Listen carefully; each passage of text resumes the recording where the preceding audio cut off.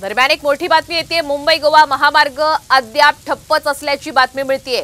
पुराचं पाणी हे रस्त्यावर आल्यामुळे मुंबई आणि गोव्याकडे जाणारी वाहतूक सध्या बंद आहे। काल संध्याकाळपासून मुंबई गोवा महामार्ग हा ठप्प असल्याची माहिती मिळतेय।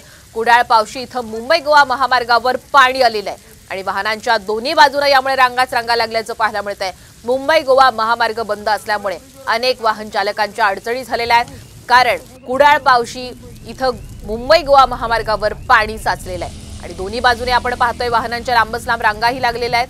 अद्यापही हा महामार्ग ठप्पच असल्याची माहिती मिळते, कारण पुराचं पाणी आता रस्त्यावर येऊ लागलेलं आहे।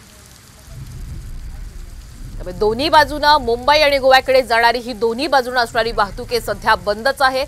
सध्या काल संध्याकाळपासूनच मुंबई गोवा महामार्ग ठप्प असल्याची माहिती मिळते। त्यामुळे आपण पाहतोय या दृश्यांच्या माध्यमातून वाहनांच्या दोन्ही बाजूने सध्या रांगा लागलेल्या आहेत। आता कधीपर्यंत